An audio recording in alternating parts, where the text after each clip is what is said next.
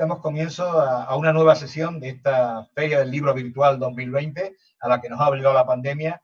Nos hubiera encantado que fuera una actividad presencial, poder contar, como hace pocos meses tuvimos la ocasión con José María Quirós, Muñoz Quirós, con Raquel Lanceros, dos de nuestros grandes poetas, dos de los grandes poetas de este país en este momento, que además tenemos la suerte de que sean ya, desde hace relativamente poco tiempo, desde la última asamblea del Instituto Zutie, sean miembros correspondientes del instituto, lo cual agradecemos enormemente. Para nosotros un honor, un placer poder contar entre las personas que asesoran al instituto, que participan, que son miembros natos de él, a estos dos grandes poetas, José María Quirós, José María Muñoz Quirós y Raquel Lanceros, ¿no? Estamos encantados y pensábamos que era una buena ocasión esta Feria del Libro Ceutí para reencontrarnos con ellos, para hablar de su poesía, de su poética, y para ello nadie mejor nos acompaña, María Jesús Fuentes, nuestra decana del Instituto de Ceutí de Literatura,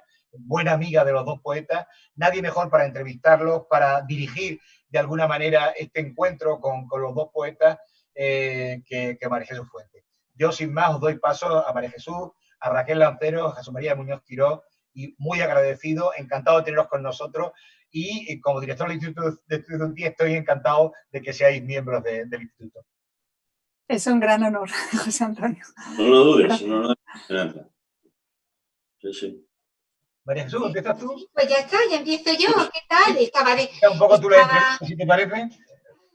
Estaba dejando que nuestros dos invitados, que son tan generosos, agradecieran el ser miembros correspondientes del Instituto de Estudios Ceutíes, y yo efectivamente como decana además pienso que vamos engrandeciendo, no solo agrandando la sección gracias a ellos y a personas como ellos, no solo por su calidad literaria, sino también, como en esta pequeña tertulia que hemos hecho antes de grabar, por su calidad humana.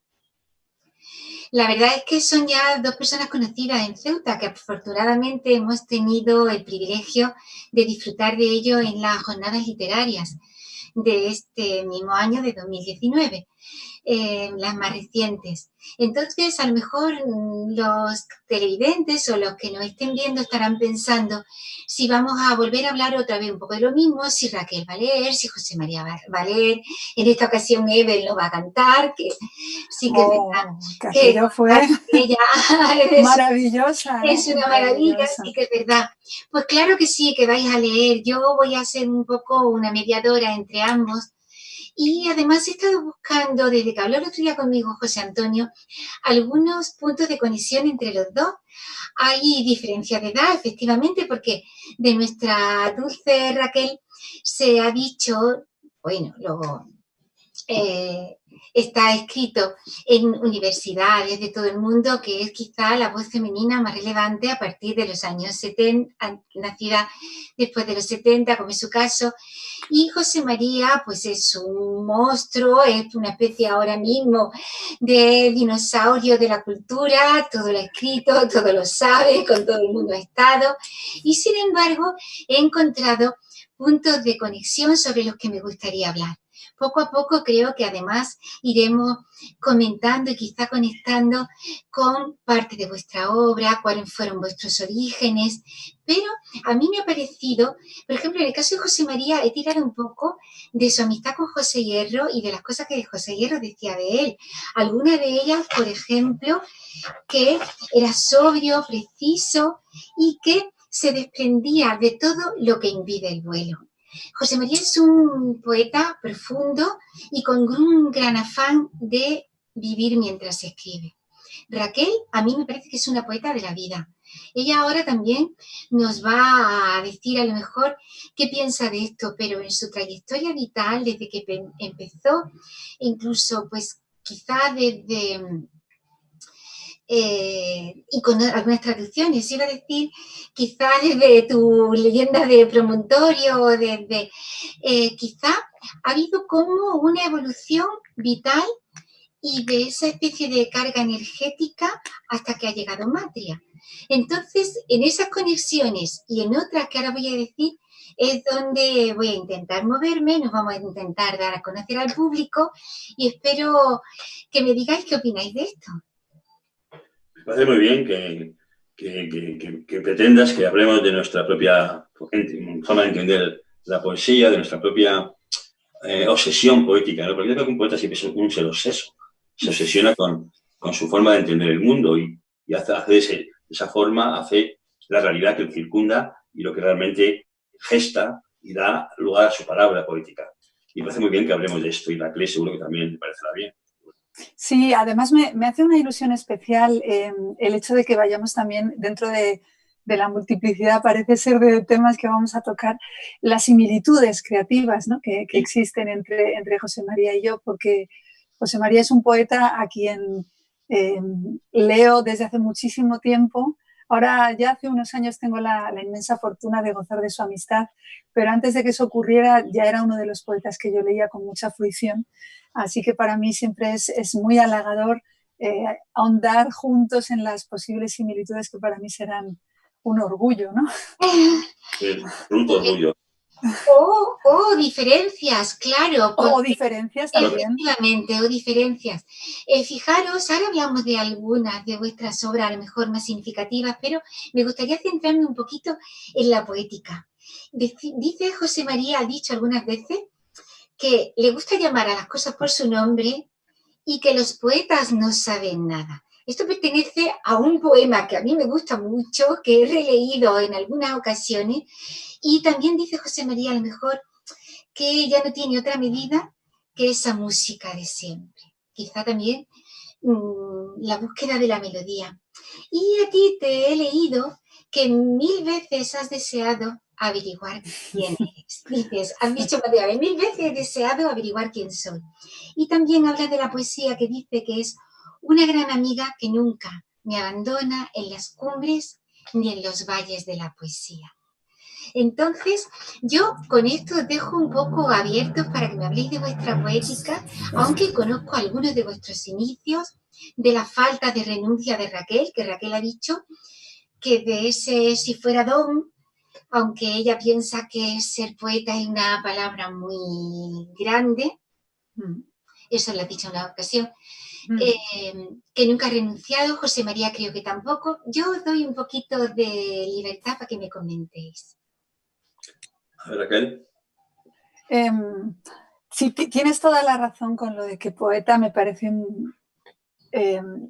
un concepto muy grande, demasiado grande casi como para atribuírselo uno a sí mismo, ¿no? Muy agradecidos si en algún momento merecemos que otros nos llamen así, ¿no? Pero poietés es el creador y eso de crear es lo máximo, ¿no? que puede el ser humano aspirar.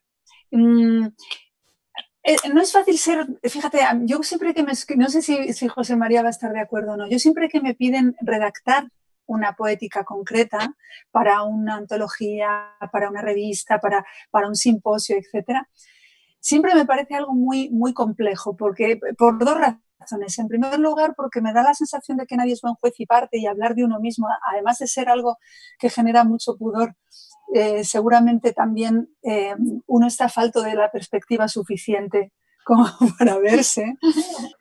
Pero también porque una poética es hacer un riassunto, como dicen los italianos, un resumen que siempre tiende a dejar cosas en el tintero, y sobre todo en algo tan complejo como es la poesía. Es muy complicado definirla, es muy complicado asirla en un párrafo, bueno, ni en un párrafo ni en 20 tomos de una enciclopedia. De hecho, los mejores poetas de la historia han definido la poesía. Yo hace poco he hecho un artículo que es una colección de definiciones de la poesía de algunos de los mejores poetas de la poesía universal, y todas ellas son acertadas, todas ellas son bellas, todas ellas son atinadas, pero ninguna es definitiva, ninguna cierra el misterio de lo que significa la poesía, ¿no? Entonces, no es sencillo definirse en este sentido. La aspiración poética es un compendio de muchas cosas que a veces son incluso, no te voy a decir contradictorias, pero sí complementarias, ¿no? No van en una única dirección. No sé, José María, sí. ¿qué te parece? Estoy de acuerdo. Además, creo que la poética en un poeta es su propia obra. Yo creo que la creación poética en sí misma entraña en sí misma el gran misterio de crear una poética en el tiempo, una poética en cada uno de los poemas que escribe un poeta, ¿no?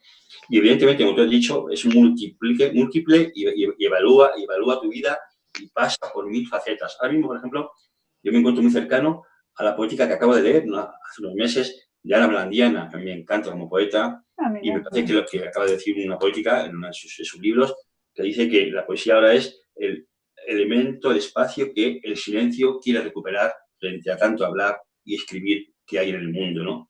Y la misma razón, la poética para mí también ahora empieza a conllevar un espacio de silencio, un espacio de intentar la búsqueda de lo que la palabra puede dejar en un margen que no es palabra, en el margen de lo que no es definible, en el margen de lo que no es, ni siquiera es ni comunicante ni comunicado. Es algo que está ahí como volando o sobrevolando la propia vida del poeta. Y cada día uno se mete en un barullo más de teoría poética, ¿no? A mí me gusta mucho lo que decía Claudio, ¿no? Que para él la poética era una participación.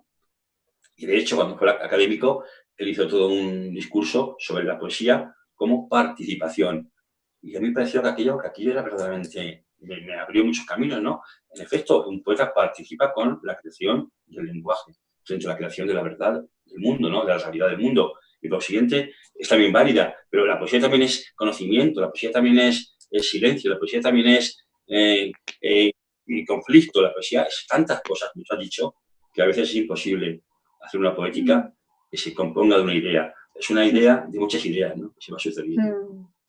Oye, yo quiero recordar, al hilo de todo lo que está diciendo José María, tan interesante, que hoy precisamente es una efemérides importante dentro del mundo de la poesía, porque hace 62 años que moría en San Juan de Puerto Rico Juan Ramón Jiménez, que a quien desde luego podemos, también hay muchos Juan Ramones, pero es un poeta esencial, entre otras muchas cosas, del viaje a la esencialidad, a la pureza y a la creación a través de la palabra, ¿no? Esa inteligencia, dame el nombre exacto de las cosas. Sí. Entonces, bueno, yo quería recordarlo. Sí, lo hemos recordado que homenajear hoy, evidentemente, es uno de los maestros del siglo XX, es un maestro de lo que es dedicarse a la poesía como forma de vida, como forma de entender el mundo. Yo creo que es un poeta que ha hecho de la vida poesía, y de la poesía vida es Juan Ramón Jiménez. Es verdad. Sí, qué acertado recordar hoy a Juan Ramón. A mí muchas veces en las entrevistas, tampoco estoy haciendo entrevistas todos los días, pero en las reuniones poéticas me gusta que salga natural, muchas veces por efemérides, como tú has dicho, un poeta. Da igual, dentro del margen de poetas inmensos con los que cuentan las letras hispánicas o las letras universales, a mí no me importa. Pero hoy podemos dejar que Juan Ramón nos presida en esta entrevista, a ver si me ilumina, me alumbra. Y efectivamente, me acuerdo de expresiones suyas. Por ejemplo, decía, ningún día sin romper un papel. Juan Ramón era un perfeccionista, es verdad que era un poeta durante mucho tiempo quizá de minorías, poco comprendido por su carácter, pero ahora que tú lo has mencionado y así espontáneamente, ¿cuánto corregís vosotros? Eso de ningún día sin romper un papel que contaba Zenobia, que a veces la papelera estaba llena, que le saca los busoños sobre todas sus inquietudes. ¿Cuántos papeles rompen José María y Raquel? Es verdad, él es casi un poco el emblema del poeta que corrige su obra hasta el último día, ¿no? y que nunca está satisfecho con el resultado, o al menos se siente con la fuerza, con el ánimo y con la capacidad de mejorarlo. Fíjate, yo hace 3 años, 4 ya, en 2016, cuando me ofrecieron hacer un volumen con mi poesía reunida hasta la fecha, porque había libros que ya estaban descatalogados y agotados, como el de Adonais, etcétera. Y bueno, era una buena idea y lo publiqué en Visor. Yo me encontré con esta pregunta que nos está haciendo María Jesús, que es una pregunta muy profunda, porque yo creo que verdaderamente conlleva una reflexión filosófica sobre la forma personal de enfrentarnos a la poesía, y todas, además, hay muchas respuestas y todas son igualmente legítimas, como muchas veces pasa en poesía. Y porque, claro, me hicieron en realidad era un compendio de 15 años, que tampoco es un tiempo tan dilatado, pero sí lo suficiente como para que hubiera ya ciertas diferencias. Y la pregunta que se hace al compendiar, José María, que también ha pasado por este proceso, ahora nos dirá su experiencia, fue, bueno, piénsate si lo quieres dejar igual o prefieres corregirlo o prefieres... Y de pronto yo me tuve que enfrentar a una pregunta que me pareció pues casi de orden extraliterario, porque en realidad me estaba interrogando sobre mi forma de enfrentarme a la creación y a la propia vida. Entonces yo llegué a la conclusión, que desde luego no es la única respuesta veraz y seguramente no es la mejor, pero en mi caso yo llegué a la conclusión de que quería dejar intocados los poemas, si acaso una coma o si acaso algún adjetivo, pero de manera casi ocasional, porque me daba la sensación de que la Raquel del presente ya no tiene autoridad moral para enmendarle la plana a la Raquel que tenía 25 años o que tenía 30 o que tenía 40, que no sabía cosas que a lo mejor hoy sí sé, pero tenía muy presentes otras que acaso yo ya haya olvidado. Entonces me dio la sensación de que en mi caso, y con toda la humildad y el respeto, no quería que toda mi obra, si tengo la fortuna de llegar a 80, estuviese corregida por la misma mano de una señora octogenaria que sabe, sino que un poco la impronta de todos los encantos y falta de ellos que tienen las diferentes edades fuese patente. Y esa fue mi... Totalmente. Además, te diría que yo creo que cuando un poeta debe mimar, romper, tachar, quitar, es lo que yo llamaría el proceso, para mí, es el proceso de creación, ¿no? Uno escribe un primer poema, un primer borrador, lo suele dejar guardado o apartado, y con el tiempo, aquí semanas, meses, vuelve a él, y ahí es cuando vuelve a reescribir, o no a escribir, o no lo deja como está, ¿no? Que suele tocarlo, ¿no? Y para mí ese es el momento en que un escritor, un poeta, es cuando realmente escribe el poema. Cuando le da por válido, le da el pase, o le comienza a destruir, o le comienza a cambiar, o le manda a la papelera, o cambia tres cosas. Ahí está, digamos, el gran momento cumbre del poema. Si el poema ahí pervive el poema, si no, se muere. Pero luego, lo que tú has dicho, a mí me pasó igual, cuando me acuerdo que me pidieron publicar una segunda edición de mi primer libro. Tenía 23 años yo cuando lo escribí, que era una extraña. Y cuando me llamó el editor, me dijo, oye, ¿quieres cambiar algo? Y dije, mira, yo no quiero traicionar, como tú has dicho, a mi mentalidad, a mi inocencia, a mi manera de entender la vida cuando escribí este libro. Y si aguanta el tiempo, que lo aguante. Si no lo aguanta, lo siento mucho, ¿no? Pero yo no voy a cambiar.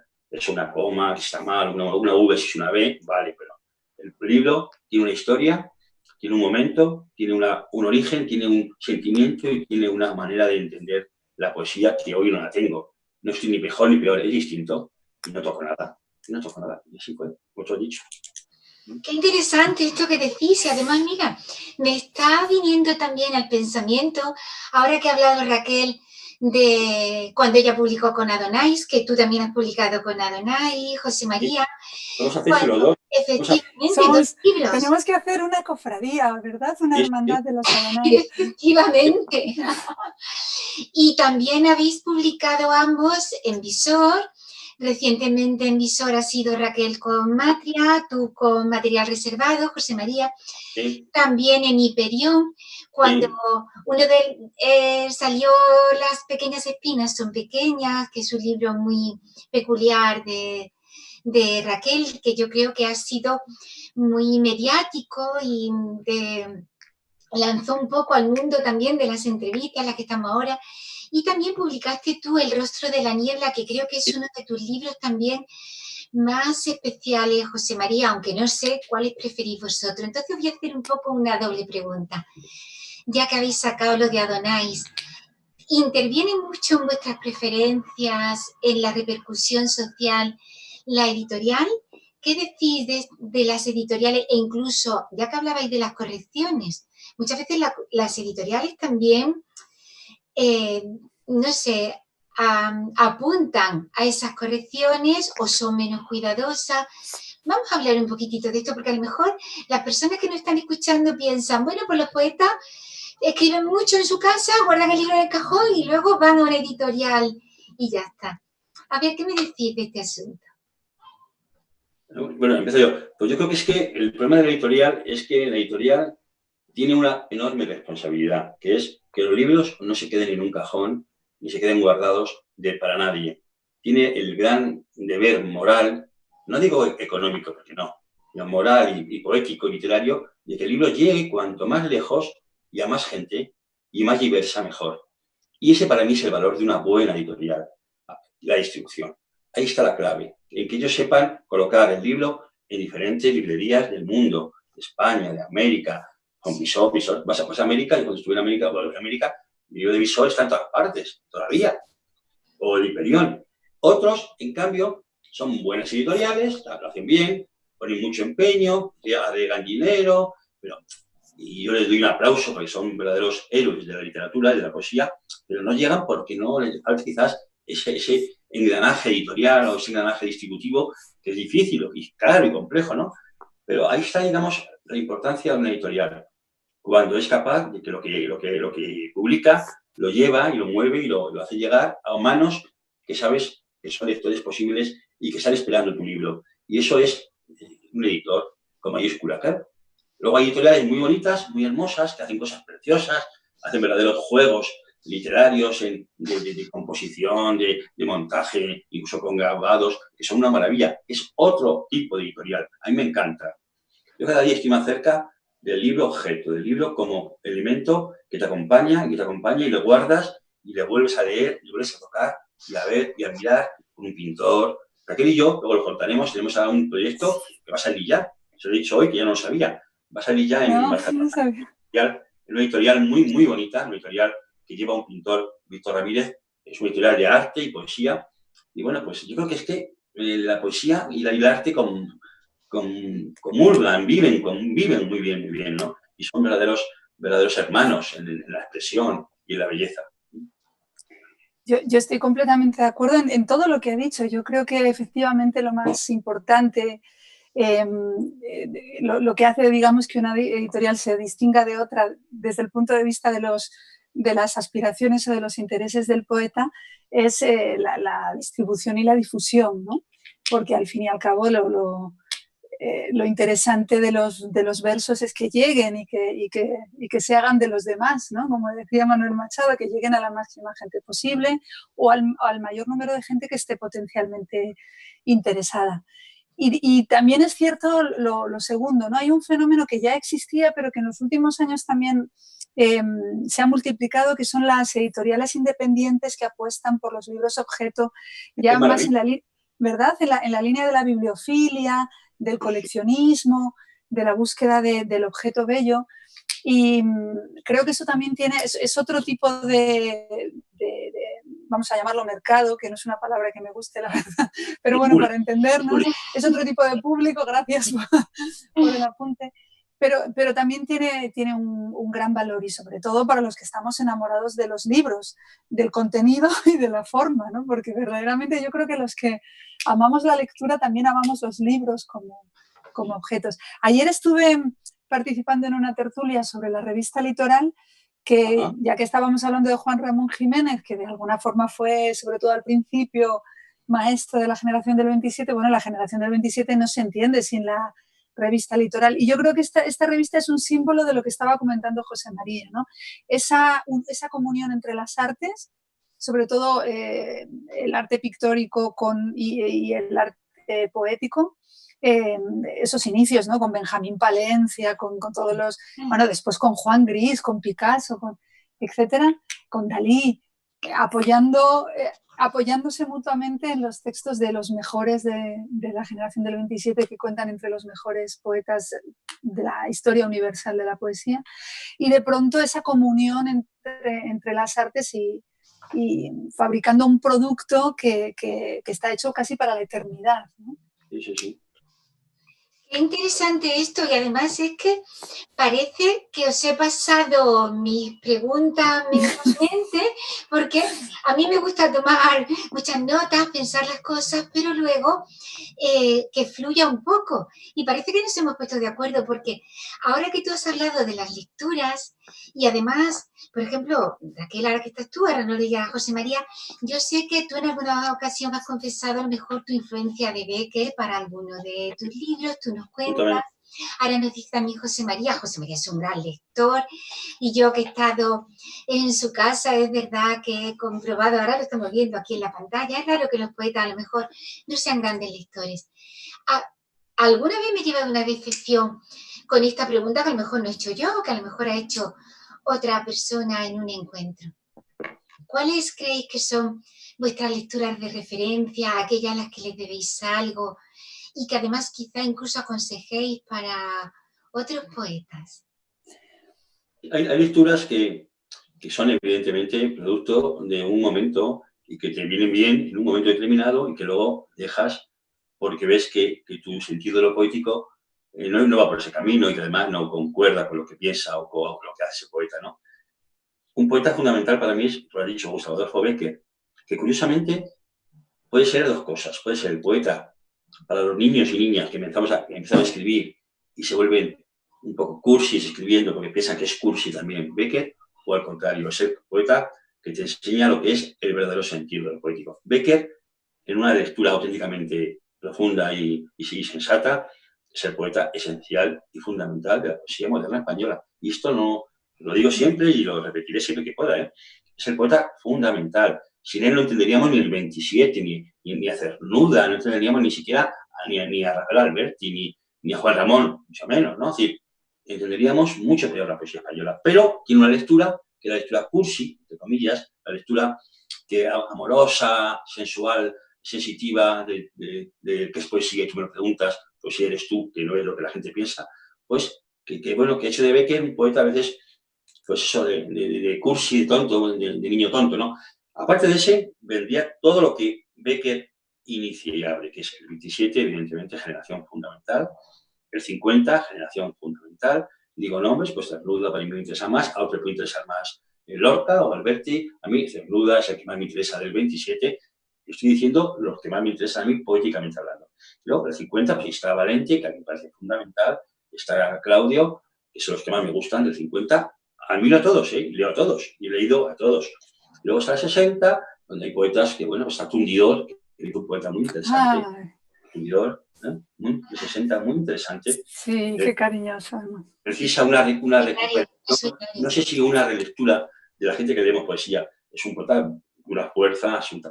Tú, no sé, no me va a ir, espero que no me oiga esto, lo que voy a decir, porque no le gustaría, Tuve una mala suerte, es que nacer en Zamora y tener la misma edad y ser amigo, compañero de Claudio Rodríguez.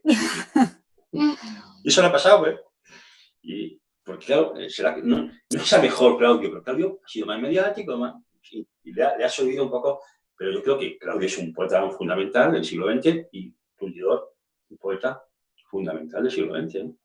Luego ya tiramos y saltamos a generaciones y vienen otras generaciones, los novísimos, salvaría alguno, pero no es una poesía que a mí me parezca fundamental. De 60, pues por ejemplo, también está hoy, por cierto, me ha dado recuerdo para ti, hace 2 horas, Raquel, Antonio Hernández, me ha llamado, Gustavo, hoy estoy hablando, digo, te dejo porque tengo esto con Raquel, dar un beso, digo, se lo daré vía habitual, ahora mismo, hace 1 hora.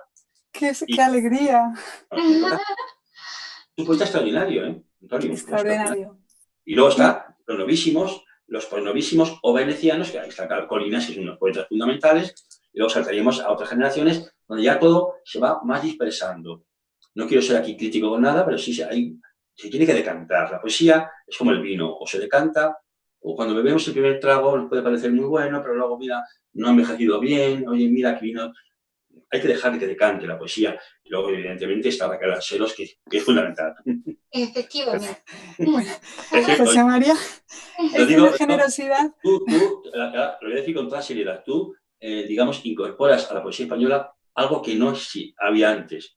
Incorporas una manera de entender el hecho poético que muy pocas mujeres ni hombres, ni hombres, se ha dado en estos últimos 20 años, que es el concepto de la seriedad, de que es una postura ante la vida y de que es una forma de jugarte tú misma la vida. Tú te juegas la vida en tus libros y eso se te nota, y el que lee poesía lo sabe. Y otros escriben poesía, y vale, pero tú eres uno de los poetas que te la juegas, y te lo digo públicamente. ¿Cómo te agradezco, José María? Porque, sobre todo, ¿sabes por qué te agradezco? Porque esas palabras en tu boca significan mucho. porque tú eres un poeta sabio, eres un maestro, no solo para mi generación, sino para muchas otras que vienen después, para la mía, por supuesto, y sabes lo que dices. Sabes perfectamente lo que dices y es verdad, yo concuerdo con eso y lo veo en ti además y lo he visto en algunos maestros recientes y todos ellos felizmente vivos. Yo recuerdo una charla que tuve en Murcia, que es un lugar en el que viví hace varios años, con Eloy Sánchez Rosillo, que me decía algo así como... Un poeta de tener en cuenta, Sí, que es también un poeta muy a tener en cuenta, un gran poeta de la luz y de la verdad esencial, buscada a través de lo sencillo, digamos, o de lo aparentemente sencillo, que no son términos a veces idénticos, pero él decía que la poesía, en su opinión, y lo cito a él porque me parece que son reseñables aquellas palabras, era a vida o muerte o no era, ¿no? Entonces, en ese sentido, lo que dice José María es muy sabio, porque efectivamente juegos estilísticos de salón todos podemos hacer una vez adquirido cierto oficio, ¿no? Sí. Pero la búsqueda poética rigurosa y seria es mucho más que eso y es muy difícil.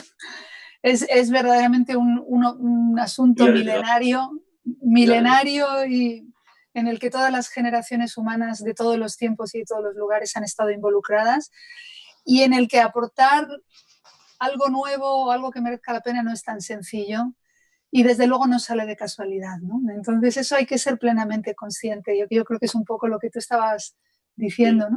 Y oye, me alegro mucho coincidir, José María, contigo en lo de Bécquer. Te lo digo porque con este tema he tenido discusiones amistosas de personas que no ven a lo mejor, últimamente de todas formas, incluso en el mundo académico la figura de Bécquer ha sido muy restaurada. Sí, todo el mundo concuerda que así como se bautizó a Rubén Darío con plena justicia bajo mi punto de vista como el padre de las letras hispánicas del siglo XX, me refiero porque él influyó directamente a través del modernismo en la generación del 98 y todo lo que vino después, pero es que quizás sin Bécquer no se entendería Rubén. Sin Rubén no se entendería el 98, sin el 98 no se puede entender el 27 y con Juan Ramón Jiménez en medio, ¿no? Entonces, efectivamente, Bécquer significa un antes y un después en la manera de utilizar el lenguaje, en la manera de utilizar los símbolos, las metáforas y de crear un universo vía semántica que es absolutamente novedoso y que no es baladí. O sea, estamos hablando de alta poesía. Y Gustavo Adolfo Bécquer es mucho Gustavo Adolfo Bécquer con sus 72 rimas que valen toda una biblioteca, ¿no? Hay quien mira San Juan de la Cruz, ¿no? La poesía moderna nace ahí. Yo creo que antes la poesía era otra cosa, el 19, el 18, el 17, y la poesía moderna, lo que hoy entendemos por poesía, que no quiere decir que sea mejor, sino la moderna, con Bécquer, vamos, con su forma de entender, incluso poética, hablando de poéticas, cuando él dice una cosa que me encanta, ¿no? Si vives, no escribes. Cuando vivas, no escribas, ¿no? Sí. Vivir es vivir y escribir es escribir. Y cuando sientes algo, no lo escribas después. Espérate, lo que llamaremos el interludio poético, ¿no? Es cuando se asienta la idea poética en el poeta y cuando a través de la memoria, el recuerdo, la sensación, lo que queramos, vuelve a ser y se convierte en poesía. Eso ya lo dice Juan Ramón Jiménez, Bécquer en Cartas a una mujer, que es la poética más bonita que hay en el 19, con mucho más asombroso. Como Bécquer consigue definir la poesía como algo muy serio, muy importante, ¿no?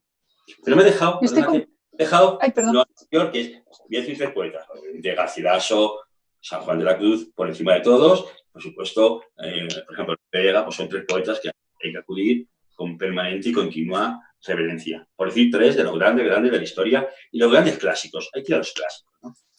Para los clásicos. Yo estoy de acuerdo. Y fíjate, curiosamente, con lo que estás diciendo de ese proceso de decantación y de perspectiva que necesitamos, de deglución de las experiencias vividas para transformarlas en poesía y que va en contra de una creencia a veces falsa, pero muy popular, que es, yo le pongo mucho sentimiento, ¿no?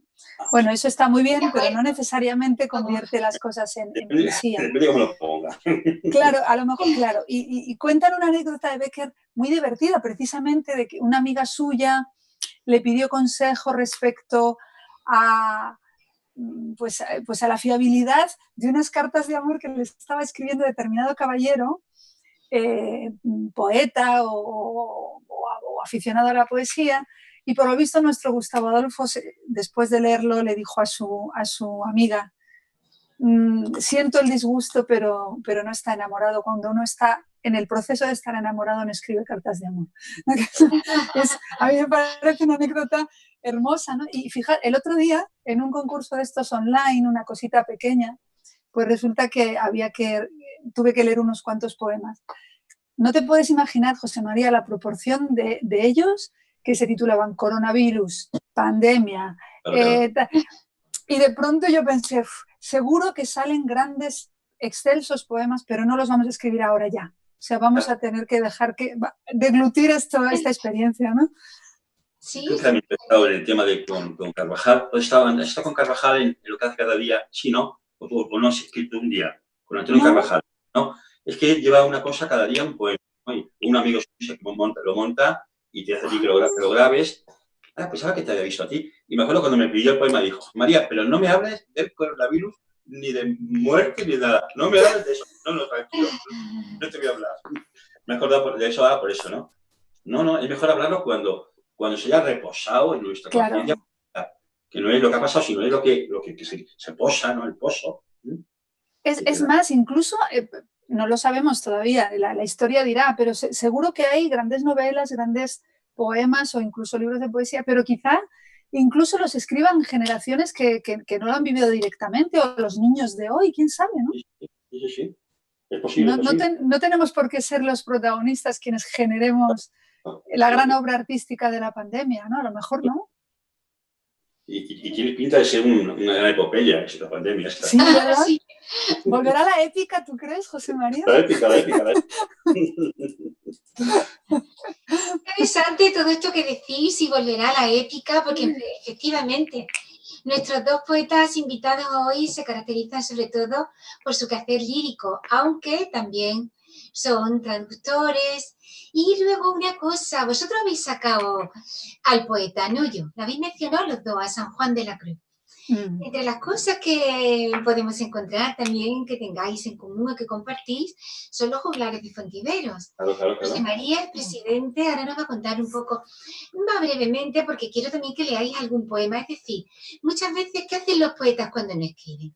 A ver, pues a veces los poetas son juglares de Fontiveros, como es Raquel. Recientemente nos va a contar a lo mejor su experiencia, nos está hablando de las grabaciones online que se hacen. A lo mejor a nuestros telespectadores o los que nos estén viendo les gusta saber qué hacen los poetas, no solo en la vida cotidiana, sino cosas como esta, la de los juglares de Fontiveros. Honrar a lo mejor a poetas como San Juan de la Cruz, cómo se recuerdan, y luego una cosa que también se hace en toda esa tertulia y encuentros es recitar. Así que cuando me habléis un poquito de eso, después me gustaría que lo marcarais o lo culminarais con la lectura de un poema. José María, dime. Creo que Raquel y yo, es que me llega con tus palabras. Tenemos una cosa también común, y tiene que ver con lo que has dicho, ¿no? Que es que nuestra dedicación, aparte de la escritura y aparte de la docencia, es la de llevar la poesía a muchos sitios. Tenemos esta posición por el mundo, además por el mundo, ¿eh? Hemos compartido... Sí, no sé, lo has dicho tú antes de América, y después lo iba también a comentar, lo comentamos ahora. Sois poetas muy viajeros y además habéis coincidido en todos los países de América que yo voy, siempre me dan noticias muy cariñosas de José María. Y a mí tuyas. En Bolivia, en Ecuador, en todas partes. Eso, ¿no? Como, y me preguntan, mira, el otro día me escribió Gary, están muy fastidiados en Bolivia. Me dice, ¿qué sabes de Raquel? Y contestaba, me ha escrito un correo y están todos bien, tranquilos. El otro día me preguntó por ti. Qué bueno, qué bueno. Están allí muy mal, muy mal. Yo haber estado justo en marzo de nuevo en Ecuador, no, se suspendió. Claro. Y también tú allí eres la estrella mundial. Hoy los ecuatorianos son muy generosos, ¿eh? Y contigo, bueno, cariño enorme. No, pero la verdad es que José María y yo compartimos, y lo hemos hablado muchas veces, además, ¿te acuerdas de cuando cuando escribimos una carta al poeta hondureño, amigo común, Rigoberto Paredes, que falleció. Sí. Hemos tenido Sí. la suerte de contar con muchos amigos comunes de toda América Latina, de toda nuestra América, del norte al sur. Y yo veo en José María algo que me encanta, y es que él es... ¿Cómo lo diría para que sonara exacto? Él es un portador de la palabra, y además de eso hace vida y empeño, en el mejor de los sentidos. Tú crees en la poesía y crees que esa palabra nueva debe ser comunicado, y haces además pues todos los esfuerzos necesarios para que llegue a todas partes, ¿no? Con cordialidad, con hermandad. Sí. Parte de una cosa, Raquel, como tú, que también parte, ¿no? La poesía, el primer estadio es la intimidad entre un lector y un libro que escribe en las manos, y una soledad y el silencio, ¿no? Ese es el primer estadio de la poesía. Pero luego yo creo que hay un momento en que la poesía, si es de verdad poesía, tiene que llegar para sorprender, porque mucha gente no va a coger nunca un libro, porque mucha gente no va a tener capacidad de leer un poema porque no lo va a entender. Pero en cambio tú se lo dices, se lo cuentas a veces, se lo acercas, y yo he visto, y tú igual me imagino mucho más que yo, en América, cómo la gente se sorprende ante un poema y no sabe a lo mejor casi ni leer ni escribir. Y la sorpresa que tiene, la emoción de un público que se queda. Y ese es el valor que tiene, digamos, la transmisión, que no es lo esencial. No, lo esencial es escribir un poema y que un lector se enfrente de una forma sensata, madura y pura frente a eso, y sea una experiencia muy personal, ¿no? Pero lo otro es una parte de lo que es la poesía como el lenguaje del mundo, como el lenguaje que tú has dicho, la palabra que va viajando. Ya que hablamos... perdón. No, iba a decir, abundando lo que está diciendo José María, decía Pablo Neruda que quien es bueno, no recuerdo la cita literal, pero parafraseando era algo así como que quien es bueno para escribir un poema tiene que ser bueno para contarlo, ¿no? Sí. Entonces José María pertenece a ese estirpe de poetas que es bueno para pues litigar con la soledad de tu biblioteca, para el estudio, para la concentración, pero también eres bueno para después salir al mundo. Como decía Miguel Hernández, hay un momento en el que hay que saltar del corazón al mundo, ¿no? Y entonces saltas del corazón al mundo y te vas a contarlo. Y a mí eso me produce mucha admiración, porque no siempre ambas virtudes confluyen en una misma persona, y en José María se dan. Pues esto me da también para preguntaros si notáis la diferencia de público, porque mi experiencia en Hispanoamérica es que allí van 100, 200, 300 personas, son unos recintos enormes, la gente empieza allí a recitar o a los que estén invitados, y hay una gran diferencia quizás respecto de vuestra experiencia aquí en España.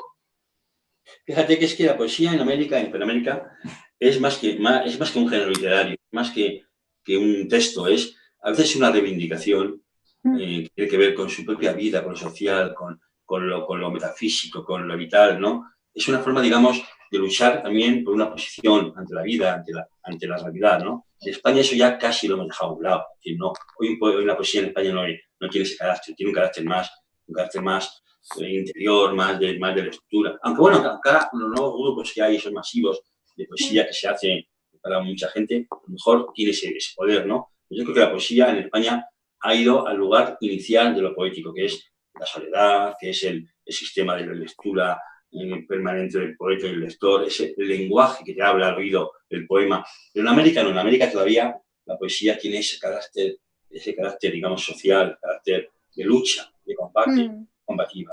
En España, sí. De hecho, yo creo que es una cuestión continental, porque lo que sucede en España, si te das cuenta, José María, sucede también en los países de nuestro entorno. O sea, en Italia, en Francia, no hay esas grandes masas para escuchar poesía. Portugal es un país bastante aficionado a la poesía, pero en general es verdad que en Europa esas multitudes de América Latina. América Latina a mí es un continente que me subyuga, José María lo sabe. Hay una cita de Federico que me impresionó tanto que la incluí en Matria, porque creo que es muy verdadera, como todo lo que dijo Federico, que es: el español que no conoce América no sabe qué es España. Entonces, a mí, de verdad, el reflejo de la identidad colectiva, de eso tan intangible y desde luego tan en conflicto ahora mismo y desde hace muchos años, que es lo español, A mí eso me lo ha dado mucho América, ha sido un espejo en el que yo me he visto reflejada y ellos, que son nuestros hermanos y nuestros primos y desde luego nuestros parientes queridos, nos devuelven una imagen a través de la cual nosotros podemos encontrar las coordenadas de nuestra propia identidad. América Latina está muy volcada desde el punto de vista de la poesía en esa cualidad que la poesía tiene. Hemos hablado antes al inicio de que la poesía es ecléctica, es decir, que comparte a veces incluso contrarios, ¿no? Pero una de las características es que la poesía se transmite en la oralidad, ¿no? Al inicio de los tiempos, nuestros antepasados en cuevas se contaban historias que rimadas tenían una mejor función mnemotécnica, ¿no? Para ser recordadas y para ser... y no digamos después en tiempos posteriores. De pronto en América Latina la oralidad en la poesía está muy presente, ¿no? A mí a veces me recuerda, de pronto América Latina me recuerda el siglo de oro, ¿no? Porque es como si los géneros literarios se fundieran en uno solo.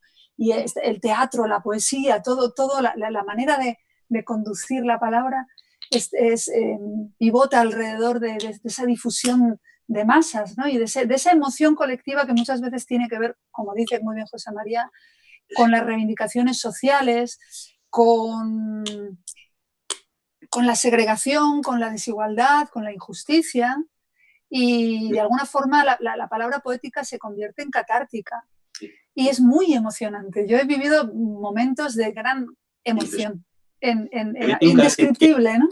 Un carácter muy épica la poesía en América, es decir, épico en el sentido más clásico de lo épico, ¿no? Del levantamiento del sentir colectivo. La épica es eso, en definitiva, ¿no? Cómo la poesía, cómo la palabra confluye en un sentir colectivo. Y eso es más que lírico, es épico. Y allí lo épico está muy presente en la vida. Muy presente. Es verdad, y yo le veo a América Latina, con respecto a Europa, una virtud que es un menor grado de cinismo lingüístico. Es decir, aquí la palabra está muy desgastada, ¿no? Nos hemos acostumbrado a utilizarla como un cascarón vacío, ¿no?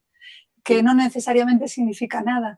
No digo con eso que allí no haya también oratoria vacua, pero sí que de verdad la palabra, ellos confían en el poder de la palabra como motriz de los cambios, como motriz de ser un vector emocional que propicie realidades nuevas, ¿no? Y a mí eso me produce el mayor de los respetos, ¿no? Sí. Pues yo creo que entonces ahora lo que pega es que leáis un poema antes de que nos contéis vuestros proyectos, qué estáis haciendo, qué tenéis en perspectiva.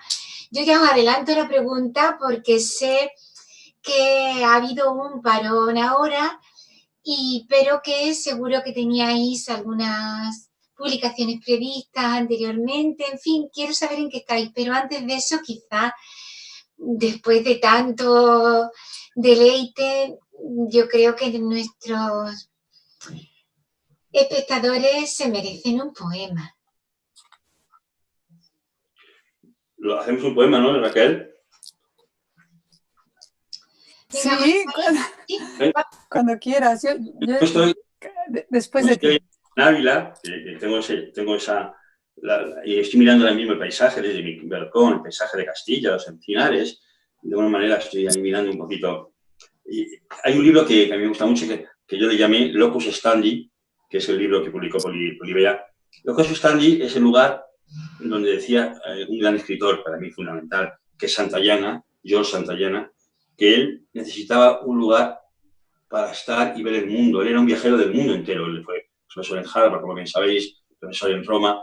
Pero él tenía en Ávila, por eso yo como soy abulense, tenía en Ávila el espacio también que llamaba mi locus standi, mi lugar para ver desde lo pequeño, ver lo grande, lo universal. Yo escribí este libro desde la mirada también, desde mi casa, desde lo pequeño, ¿no? Intentando hacer una mirada universal. Voy a leer un poema breve, ¿no? Por ejemplo, no sé, cualquiera, que tiene que ver con, por ejemplo, la mirada interior. No me detendré jamás a las puertas del día, cuando esté la tarde cayendo sobre las piedras, cuando vayan los pájaros sintiéndose perdidos entre tanta belleza. Y seguiré mirándome hacia adentro, hacia donde las cosas permanecen intactas, como torres enhiestas que no saben agachar la cabeza. seré el viento que atrapa las alas del vencejo, el humo de las cosas que se esconden tras cada instante que olvidamos, como el pulso de lo más íntimo y muerto. No me detendré jamás en esas puertas que es preciso atravesar con la frágil seguridad del agua. ¡Bravo! ¡Qué hermosura! ¡Qué bonito, José María! Porque yo creo que a veces lo que es la poesía, para mí es la conmutación de la vida por un momento convertido en palabra, ¿no? Y los momentos, cuando son momentos esenciales, son los momentos quizás que no pasa nada, únicamente pasa en ti. Lo que decía el otro día un poeta amigo que me llamó, me dijo, oye, ¿qué estás escribiendo? Digo, nada de fuera. Estoy escribiendo lo que pasa, pero lo que me pasa a mí por lo que pasa afuera. No, nada de fuera, lo que me pasa a mí. Entonces, yo creo que bueno, la poesía un poco tiene que ser esa reflexión, que lo que me pasa a mí, evidentemente, sea trasladable a lo que nos pasa a todos. Porque en el fondo lo que un poema pretende es ser universal, al menos en sus connotaciones más íntimas, en sus elementos más elementales. Sí, estoy totalmente de acuerdo. Yo creo que lo universal de lo personal, ¿no? Claro. Eso lo definía muy bien Juan Gelman, a quien tuve la suerte de escuchar pocos meses antes de su fallecimiento en Quito, pues en un poesía en paralelo cero que hicieron en su honor. Y él hablaba de cómo lo intrínsecamente humano, lo llamaba, ¿no? Eso que una vez que se quitan las características exteriores a las que le damos tanta importancia, el color de la piel, la nacionalidad, el sexo, la época histórica, todo eso que parece que nos define y en absoluto dice nada de nosotros porque son coyunturas no elegidas, pues lo que queda, esa intersección sería lo intrínsecamente humano. Y ahí una mujer china del siglo V y un mexicano del siglo XXI son la misma persona, ¿no? O tienen las mismas inquietudes. Pues yo quería compartir un poema que, como después vamos un poco a hablar de nuestros proyectos, tiene un poco que ver con lo que estoy haciendo ahora, que en el confinamiento he hecho más trabajo académico que literario. Y me interesan mucho los límites entre la creatividad de la ciencia y de la poesía, de cualquier vía de conocimiento que tomen los seres humanos, porque al fin y al cabo el arte y la ciencia no son más que vías de conocimiento que los seres humanos intentamos, ¿no? hacia la realidad. Y este poema os invita a hacer una especie de viaje y a través de la imaginación en el cual nos pongamos en la tesitura de que lo que han planteado muchos científicos, imaginemos que damos el Big Bang por cierto, ¿no? Bueno, hay teóricos que lo defienden y hay teóricos también que lo refutan, pero dando el Big Bang por cierto y tomando ese tiempo lineal que se deriva de él, en el que vivimos hacia adelante, se supone que si el espacio es finito, llegará un momento en el que toque un límite. Y de eso va este poema. Ajá. La contracción del Big Bang. Muy bien. ¿Y si fuera verdad que la expansión del universo después del Big Bang tiene límites físicos que un día se alcanzarán? Como una goma elástica, todo volverá atrás en ese instante. A lo Benjamin Button viviremos un tiempo revertido. Viajaremos por toda la galaxia. Manejaremos luego complejos celulares telepáticos. Después descubriremos la electricidad.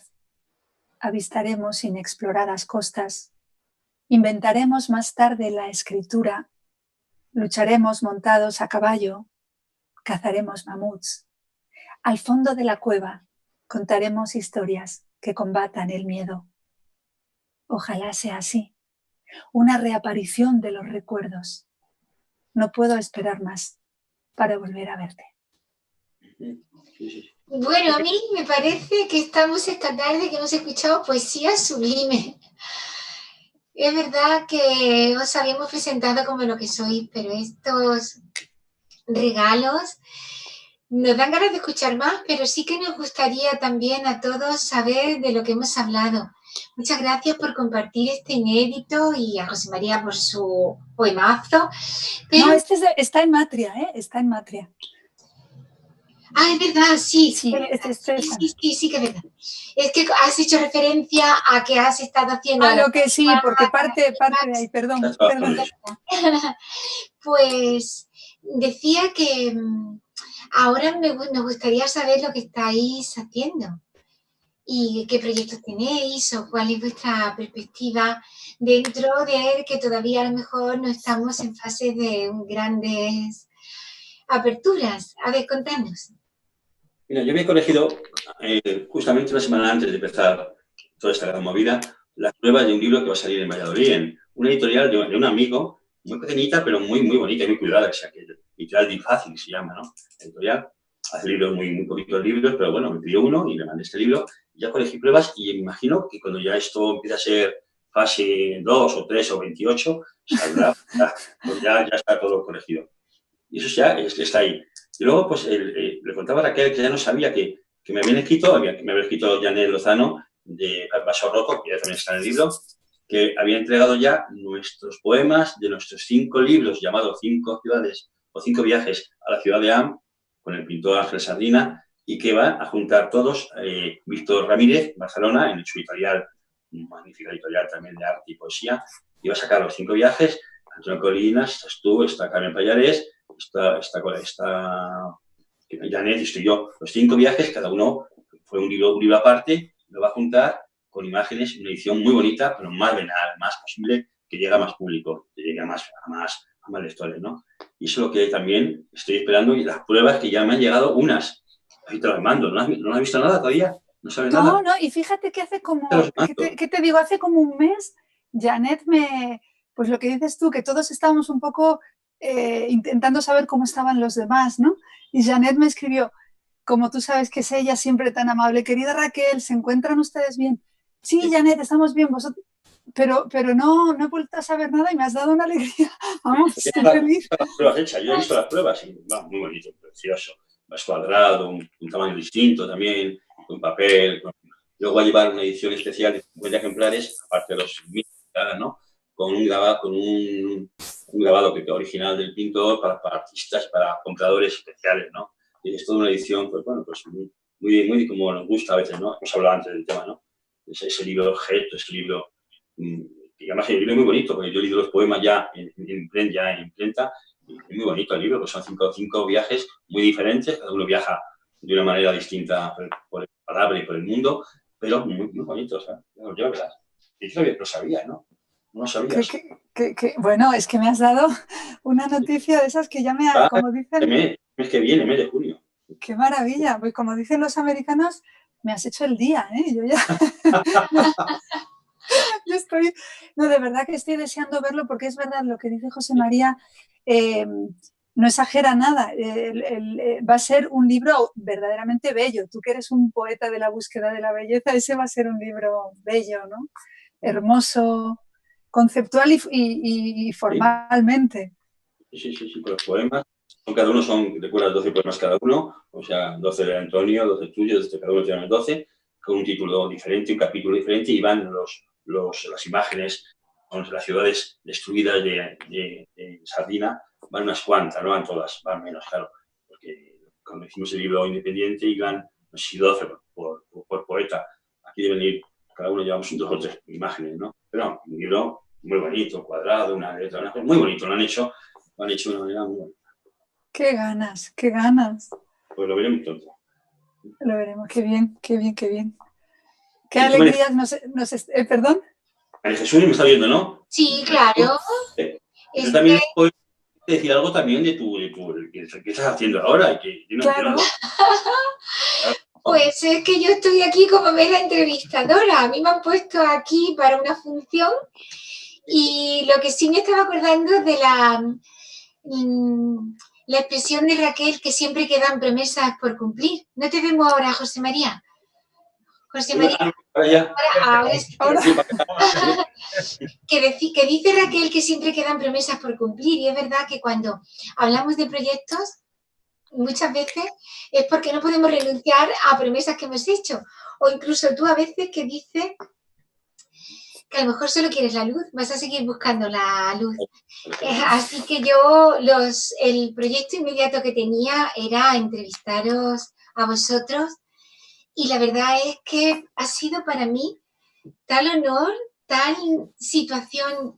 Muchas veces os leo, estamos aquí a lo mejor en las casas, ya no estamos tan confinados, pero pasamos aquí la mayoría del tiempo, y nosotros que los tres somos profesores, pues aunque ahora José María ejerce de una forma diferente su magisterio, sabemos lo delicado y las dificultades que hay, ¿verdad, Raquel? En las clases telemáticas. Todo es tremendo, el teletrabajo ha sido...